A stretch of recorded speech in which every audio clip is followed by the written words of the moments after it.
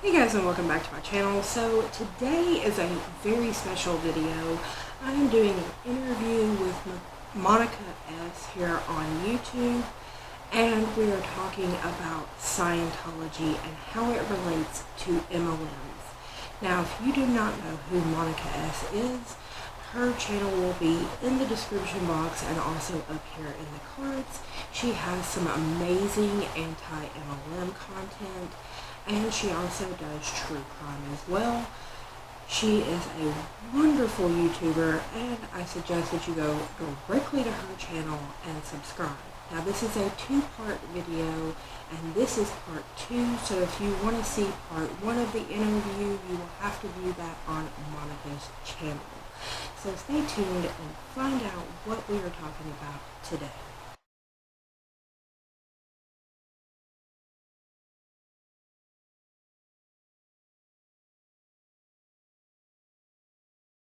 Do you think that Scientology, out of all of the cults that are out there, out of everything that we've seen, do you think that it's the worst, or do you think it's just like one of the worst?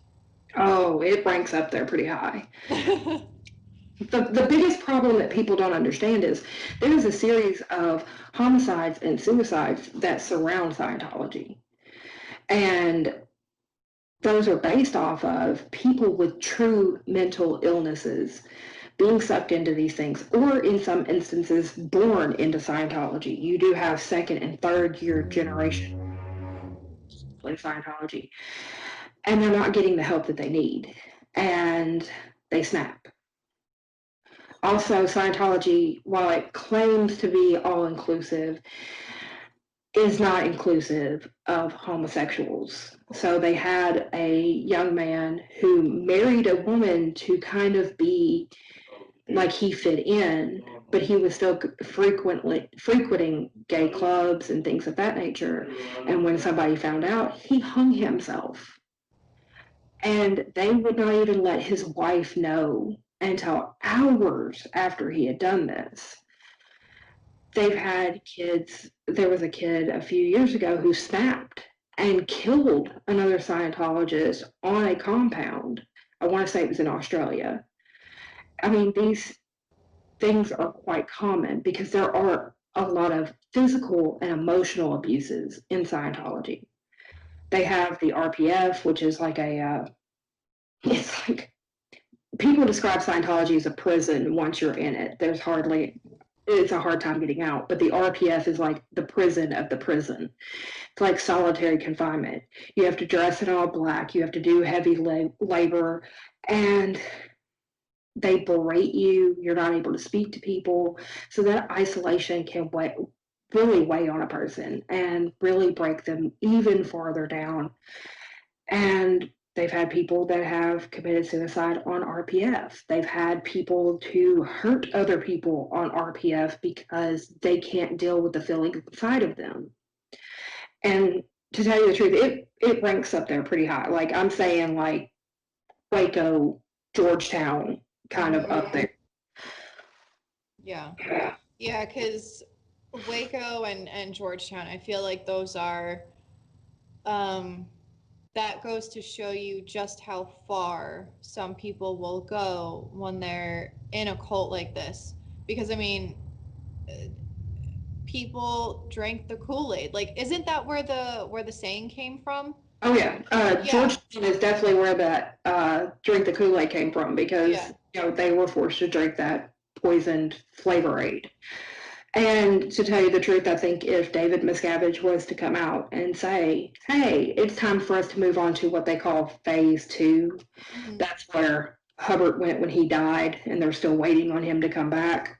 If David Miscavige was to come out and say, "Hey, it's time to go to phase two," I'm going to tell you right now, Tom Cruise, John Travolta, Christy Alley, they would be the first in the line for the Kool-Aid.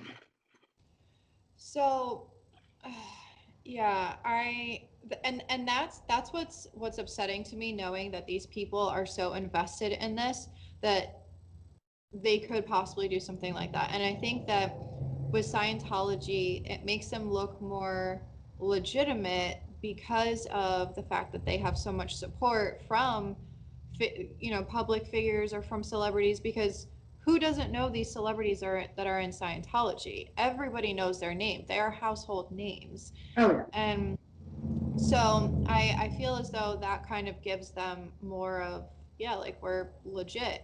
So my question is, whenever they have like a homicide, uh, do they handle it on their own, or do they bring in officials from the outside?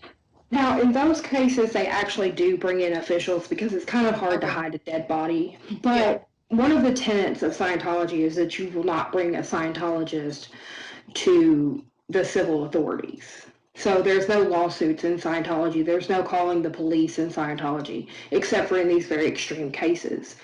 And once the authorities are called in, that person automatically becomes, a subversive person.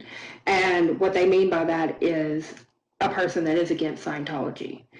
And, oh, they weren't a true Scientologist, they weren't this, they were that, oh, they were kicked out a couple of months ago, they're angry.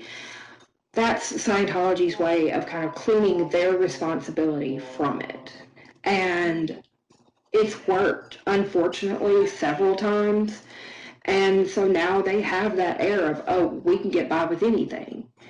That even moves on into like the Tom Cruise situation, where he has disconnected from his kids, his own children, because of this religion.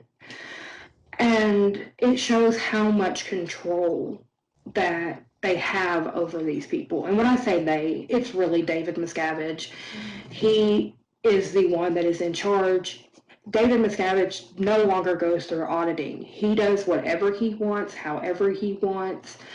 And they've had reports of him physically beating people in his office, in meetings, in front of other people. And he gets by with it because other Scientologists aren't going to speak out against him because that will put them as a suppressive person. And they don't want that label. They're scared of that label. A lot of these people, they work for other Scientologists. They live in Scientology housing. That Scientology is their whole world. And if they were to become a suppressive person, they would have nothing. And so when something major comes out, like a homicide or suicide, they automatically distance themselves from the victim or from the perpetrator in a homicide. Like with the boy that shot the Scientologist on a compound. Oh, he broke onto the compound. He hasn't been a Scientologist in months. He's very disturbed. We tried to help him, but there's no helping him. They distance themselves as quickly as possible. And they probably, I mean, this isn't 100%, but they probably also, if they're so known to create these hate websites and slander people and all of that, do you think it's a possibility that they can fabricate evidence when Very it's like, easily. because I mean, how else are they getting away with it? They have to, I mean, because there is a process with our justice system. There is a process of looking for evidence, and if you don't have evidence of things, how are they able to get away with it? Well, one big problem that's going on, like say in Los Angeles right now, Scientology has endeared themselves so much with the LAPD to the point that when officers are off duty, they work for Scientology at events when they unveiling a new business or whatever. They work those events, and they pay them hundreds of dollars a day to do these events. So they've endeared themselves to the police. They've done this in several places. Clearwater, for example, they had the sheriff in their back pocket for years. And that's the easiest way for them to get out of something. And this pattern started with L. Ron Hubbard back in the 60s.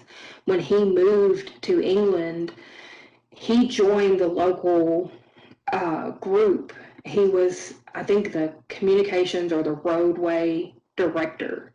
he joined that group to endear himself to the locals so that he had them on his side. Unfortunately for him, that never worked out for him, but it has seemed to work out more for Scientology in recent years because they have that money that they can throw around, and money can do a lot of things. Yeah. So then, next question. Sorry, I have a lot of questions for you. I keep coming up with questions. Go ahead. So when you hear anti-MLMers compare Scientology to certain MLMs, or when you hear MLMs being called commercial cults, what do you, how do you feel about that? And do you think that there are some similarities? Oh, there are huge similarities. That started back when Scientology started. Scientology, when it started and L. Ron Hubbard was in his heyday, all the money funneled up to L. Ron Hubbard. Even though he claimed he never had any profit from it, they were just paying him for his work. The man had multiple homes. He had multiple vehicles. He had a couple of boats. And when I say boats, I mean huge boats. Like yachts? Oh, even bigger than yachts. Like these were actual commercial boats. Oh, so like cruise liners. Oh yeah, like Scientology, when the Sea Org started, it started on an actual boat. And so it was called the Atlas. And they lived on the boat, they worked the boat, they did their Scientology stuff.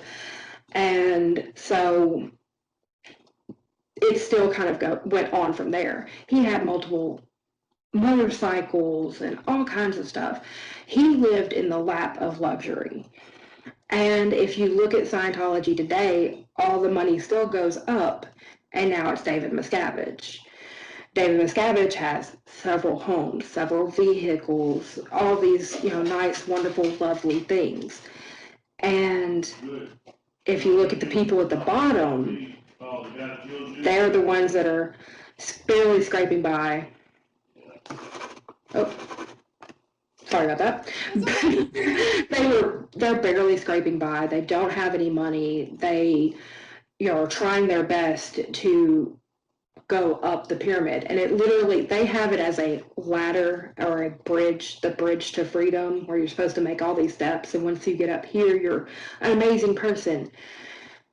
It's the same as a MLM, where all the people at the bottom are still down at the bottom and they're not actually advancing any higher. And all of the money goes straight up to the top. It's the same thing. Do you think that David Miscavige actually believes in Scientology, or do you think that he's just doing it because he sees the reward? Oh, he's just doing it for the money. Okay. He's totally doing it for the money. Like I said, he doesn't get audited anymore. He doesn't attend any courses. All he does is figure out a way to bring more money in. Okay. Yeah, because I was thinking about that, and I was like, I'm pretty sure, I mean, because if you look at some things about Scientology, some of them are so out there that it's kind of like how can you possibly believe some of these things? And I know that they're able to brainwash them and stuff like that, so that's how they're able to get these other people to believe in it. But I don't know, I always wondered about that, because I was like, does he actually believe in it?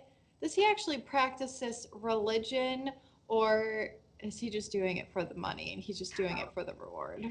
He's totally doing it for the money. Like here recently, they stopped at OT8, which that is operating Thetan 8. That's supposed to be like one of the highest levels. But initially there were supposed to be 15 levels.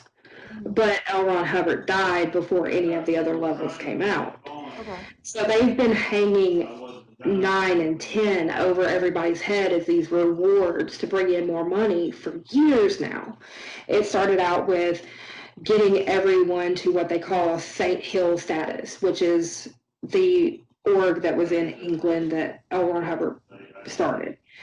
And that is supposed to be so many of these people, like so many patrons, so many auditors, attending this much, bringing in this kind of much money or whatever. Well, when that wasn't working out, now they've gone to these more elaborate orgs or organizations, and they're unveiling these gigantic buildings. And if you actually ever walked into one, usually the air conditioner's off during the summer, it's low lighting, and there's like a handful of people in there because Scientology, while it proclaims to be one of the fastest growing religions in the world, like a lot of MLMs do, it actually has been dying slowly over the years because more and more people are getting out, more and more people can't afford to get in, so they're trying to work ways to get people in. They start off with, oh, well, we have a bunch of free courses on our website. Oh, well, you could do this or you could do that, because they're trying to get more people in. Mm-hmm. And there have been inquests into Scientology. In Australia, at one point, Scientology was banned from being practiced because of all their violations. England did the same thing. So it's like, why hasn't the United States stepped up and done this? You know? I'm starting to get worried that because as I've been doing my anti-MLM content for a while now, I think about it and I'm like, because I think it was Savannah Marie that did a video a really long time ago, and she talked about a cult that had their own MLM. And I remember after watching that video, I actually thought about Scientology, and I was like, does Scientology have an MLM of some sort that we don't know about? Because that would be another way for them to be able to suck people into Scientology. Technically, I kind of think that's what their bridge of freedom is. Okay. Because if you look at it, yes, they have a product. They have all these books. They have like all these courses that you can get certificates from. So they have products. And they're marketing those things. Oh, hold on a second. My dog's trying to come in here. They have these products that they can sell to people, and so it makes them more appealing. To finish off on the MLM Scientology thing, is while in an MLM, like, you know, they have all these different ranks and these like brilliant like names or whatever, and Scientology has the similar. They have the OT levels, and the higher up you are in OT levels, the more kind of favor you have, the more kind of pool you have amongst other Scientologists. So it's kind of one of those things that people aspire to. But most people don't make it out of the lower level, which is like you have to take all these different little courses to get what they call the state of clear. And once you reach clear, that's when you can go on to the OT levels. So it's kind of like how MLMs, like they want to be like, you know, superstar, diamond, crown, whatever. In Scientology, they want to be OT8, and they have to try to get there, and a lot of people fail. Like, in Scientology, I would say there's about a 95 to 99% failure rate, because there's not that many up at the topper parts. So it's, and the people that are at the top are probably like the elite and like the celebrities and stuff. Oh, most definitely. Like, there's no way that Tom Cruise and John Travolta and Christy Alley did all this like menial stuff. And Leah kind of touched on that, on how they kind of fast track the celebrities, because one of their main recruitment base is children and celebrities. They want to get children when they're young, so they're more malleable. They can mold them the way they want them to be. And they want celebrities for the status, because people want to be like celebrities. So, oh, we have Tom Cruise. You love Tom Cruise. You've seen him in all these movies. And that's kind of how they recruit mainly. Yeah. Yeah, because I feel like, and it's kind of similar. So there's, okay, so this is something that I found out recently. I'm going to put it in a video. It's actually coming out on Monday. So whenever I post this, it's already out. But I've had, ever since I started creating I have a few Tori Bell videos on my channel. And I had a numerous amount, like a lot of Tori Bell reps reach out to me and they were just kind of like talking to me. First of all, the MLM sounds terrible, like on the back end, the behind the scenes. But there was a question that I had in one of my videos because I heard a rep say that if an influencer has 20,000 or more followers, you have to get approval for it. And so when I was talking to one of these reps, they told me, they were like, yeah, the reason why that is because the company wants them direct to corporate and they don't want it in someone else's downline. So that's why you have to request approval. And I was like, so basically they want to profit off of this person, and in a sense it's probably going to fast track them a little bit because now they're backed up by the company. And yeah, so I think that it's kind of, I think it's shady, but I mean, this happens all the time. Well, see, that's similar with Scientology, because, out in Hollywood, they have the Celebrity Center. Mm-hmm. And the celebrities only are handled by certain people with Okay. certain qualifications, certain whatever. And so it's not like, if I was in Scientology, like I'm going to my local org, I may be handled by 15 different auditors. That celebrity has their own auditor, their own instructors, their own whatever. Only a handful of people deal with that person. And they are kind of pushed up that ladder at a more accelerated rate than anybody else. One, yeah, they could probably afford it. They can shell out $10,000 and not blink an eye. But it's also because of that status and that group of people that they're around. So you have Tom Cruise. Well, what about his co-stars and the director and the executive producer? Maybe we can get them in. And that's how they've gotten some of their celebrities, is through networking around that celebrity. Yeah. Yeah. And I mean, if you look at MLM stuff, like recently with Monat, whatever it's called, how they had, Holly Combs is now selling it. Then you have Gretchen from The Real Housewives. Then you have Black China. And then you have someone like Tori Spelling, who's, what is it? Does she have her own MLM now, or it was New Skin or like something like that? I can't remember. Yeah. And She was involved in some kind of MLM, but that's just like what's her face from Next Top Model. Tyra Banks. Tyra Banks had an MLM. Who knew? Yeah, yeah. And it's along those lines because let's be real here. These celebrities are not getting treated the same as regular reps. We all know that. They could sit there and try to say, "Oh, I'm building my team," but are they really, or did they start with a team? Oh yeah. Also, do you think they're actually purchasing those products? Hell no, they're getting giving. Like, Yeah. oh, here's a box full of stuff. Just promote it. And another thing, if you want to look at like Holly Marie Combs, when it comes to Monet, if you look at her hair, I remember watching Charmed. How old was I? 8th grade, maybe high school. I can't remember. When I saw her hair, I was always like, oh my God, her hair's so pretty. So I do not want to see her say that Monet made her hair pretty or anything like that, because she has had beautiful hair for a very long time. That would be like me. Okay, hold on a second. That would be like me saying that Monet helped me with my hair. Okay, do we see all of this? Yeah. No, of course not. Granted, Monet would probably love to make that claim, but Yeah. and that's the thing, is like Gretchen. I watch Real Housewives of everything because I love great trash TV, but and she has beautiful hair.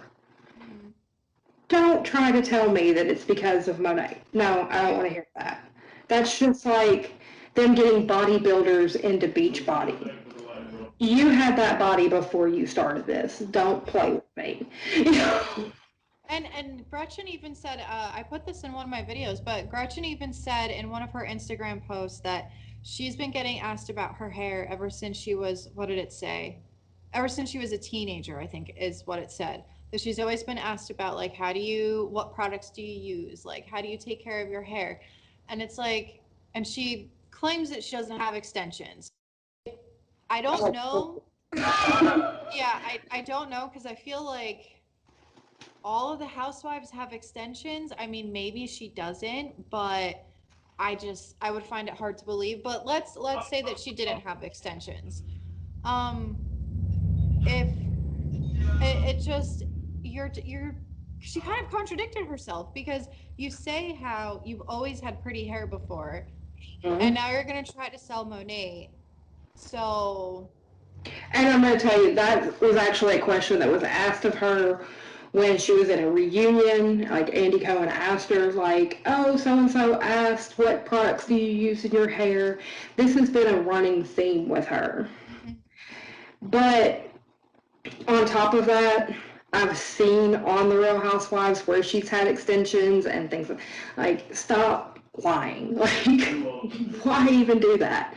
But that seems to be a running theme with a lot of these celebrities that are getting into these MLMs. mhm, It's like, that's just another revenue source for them. They don't really care. They'll say whatever to get that money. yeah, And it's like, give me a break. yeah, and But also it pairs off with Tom Cruise has said, oh, well, I became a better actor because of Scientology. I'm the best actor I can be now because, bruh, I liked your older movies. Like, your new stuff, I can just. Yep, I liked it. I'm not gonna lie, my favorite Tom, and I know I'm gonna sound like a basic bitch, but my favorite Tom Cruise movie is Top Gun. I have to go with The Client, but I'm a little biased there because part of that movie was filmed in the town I grew up in. Okay. So, I'm a little biased there. Yeah, yeah. I just and to me also, like, going back to Gretchen with the hair thing. Do we really think she did her hair and her makeup by herself? Oh no. She's got a glam squad. Don't even play with me. She's getting a blowout every single day. Well, I'm going to tell you now, since the pandemic has hit, Mhm. a lot more of the housewives have been doing their own makeup. They're showing it on camera where they're doing their own makeup. But when it comes to like big events, they all have glam. They Mhm. fly them all over the world. Yep. It's like, give me a break. Yeah. Yeah. So it's not Monet. That would be um, like saying that I look fabulous and wonderful every day because, I washed my face. Give me a break, people. I'm just, no. oh, speaking of washing faces, I didn't know this until, I want to say, like, maybe 2 or 3 months ago. It was not too long after I did my Free Britney video, and I was told that Britney's mom is a Rodan and Fields rep. I've heard that. Yep. That's really creepy. Yeah. That whole story is creepy. Of Like, Free yes, Britney. yeah, like I know Brittany like lost her. Mm-hmm. We all know that, but she's also grown. That would be like, I'm 37. That'd be like my mom going, oh no, I need access to your bank account. I need to pay your Yep. bills. Like, no. Like, I tried to be careful in that video, because if she really truly does need the conservatorship, then I hope that, she gets the help that she needs. But if she's still under a conservatorship, then you kind of have to get her professional help, not just keep her locked up in her tower, kind of a thing. Yeah. Because that's just going to make her go, that's just going to, that crazy, really. But I feel as though there's just too many things, like weird things, that point to, I mean, she even said when they went to court in what, August, I think it was, she even said that she wants out of the conservatorship. Oh yeah, she's requested it. Yeah. And that's that's the weird part about it is like at some point she should have been reevaluated. She should, Yes. there should be something in there where they reevaluate what her status is. Yeah. And there's something very, very off about all of that stuff. Yeah. I agree. Well, let's see.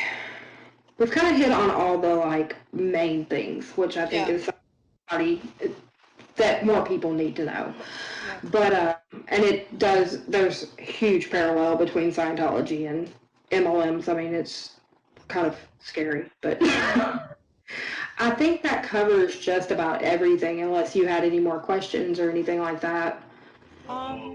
I can't think of any off the top of my head. But we can always do another collab too, like another interview style too. Yeah, because I think a lot of a lot of questions that I had, and if anyone has any more questions, I'm sure that they'll leave it for us and stuff like that. So yeah, I think we're good. Yeah, I'm always just a phone call away anyway. So Okay, guys, well, that concludes my interview with Monica. And I want to just send a big thank you to Monica for doing this video, and also I want to say a big thank you to my audience for always enjoying all of my Scientology content. Just a reminder, you can find Monica's channel linked down in the description. It is also up in the cards. I suggest you go over there and give her a subscribe and tell her that I sent you. So with all that said, guys, that ends today's video, and I will see you on the next one. Bye for now.